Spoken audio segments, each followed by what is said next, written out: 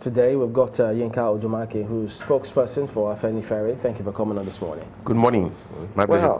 Well, we've had different people tell us, look, this restructuring means different things to different people. But yes, you've had this meeting. But what specifically are you asking now? Yes, I think the communique from the declaration made it very clear. It's only those who want to obfuscate that will say that restructuring means different things to different people. Restructuring means only one thing. We are tired of unitary constitution. Take us back to the federal constitution negotiated by founding fathers in 1960. Interestingly, the whole process started in Ibadan in 1950 when the conference of Nigerian leaders held in Ibadan, and they voted for a federal constitution. It is that constitution we had in 1960, 63 Republican constitutions, which was truncated when the military struck in 1966. And then we started the unitary arrangement. Today we have a constitution which pretends to be federal in name, but it's unitary in structure. And all the problems confronting us today at the periphery, they have their vertical links with this unitary constitution. So this is what Ibadan said, that for the Yoruba nation, this is where we stand. We want to return to federalism. And our friends on the South and Southeast have also said that on the same page with us. What makes the constitution unitary for you?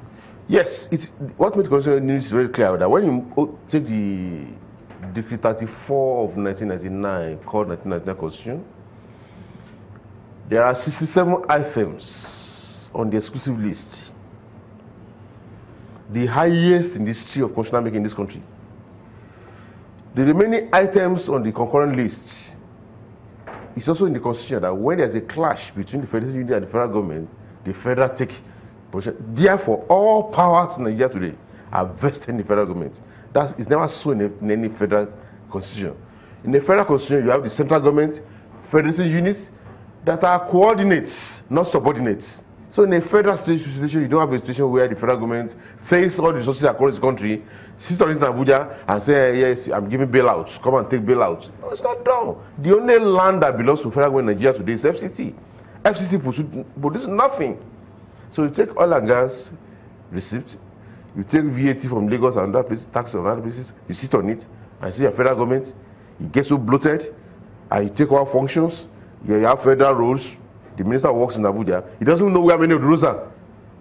Is there a blanket agreement when you had this meeting to go back to regionalism? Yeah, the question was put. There were 3 documents at the conference yesterday. There was the communique which I read. There was the declaration read by Professor Banji Akintoye. And there was the Yoruba working document on restructuring. And Mr. Niyi Akintola SCN moved the motion to adopt this document, seconded by Chief Fashionati. And the whole assembly adopted this document as the position of the Yoruba people, and which formed the basis of our negotiation with the rest of Nigeria. And good enough, the entire South was in Ibadan State. It was South, East, led by the President of Haneze. Chief Modo was there. The South, led by Chief A.K. Oxford. They were there to put their signature to the position of the Yoruba people. But if you say that the constitution is unitary, and then you highlighted some things that those who say about the Land Use Act clearly vests all land in the powers of the states and not the federal, and then they also say, look, there are processes. If the constitution is the big challenge, there are ways of amending the law. So which ways?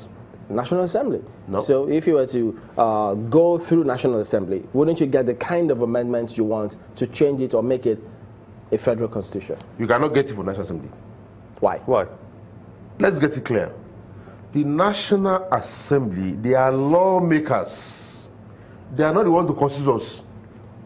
When you say constitution, that means the organic document from which the people have agreed to live together, to function, to give functions to government, to this and that. That's not the duty of National Assembly. National Assembly are elected to make laws within the constitution. So for a grown-up, for an autochthonous constitution, we are not saying that the National Assembly they are not legal. They are legal bodies. But in terms of making the constitution, they are not the legitimate body to make constitution for us. But they can amend it. They can amend it. No, they can amend it. Which is what they're doing. Well, which ones they have not done? Have you? Okay, now have. Because they had an exercise in which they said the whole question of devolution, they abandoned it, so they have not done it. Yeah, so isn't that where it then comes in when people say, look, both the South-South, the Southeast, the Southwest, you all have your members in the National Assembly. So have you lobbied them to ensure that they toe the line that the Yoruba leaders or South-South or Southeast, Southwest want with respect to what you want from the Constitution? Yes, we have people from our regions, from various regions, from the National Assembly. And but you saw that last time when they voted, the vote was 46-48 in terms of in question of devolution, and which shows clearly there are also regional divides in that chambers. And you see, for those who couldn't tell you, go to National Assembly, they know where they're saying it now. Is it that you don't have confidence in the National Assembly to carry out the kind of reforms or the restructuring agenda that you seek to actualize? They know, those who, I mean, I saw on television a member of the House of Representatives, I've forgotten her name on television about 2 weeks ago, who was saying, look, clearly, those who say that, oh, come to the National Assembly, they know that they have the number. The place, there's a clear lopsidedness, which, if some people don't want, they have sufficient number to block anything you want. Why is it you need 70%?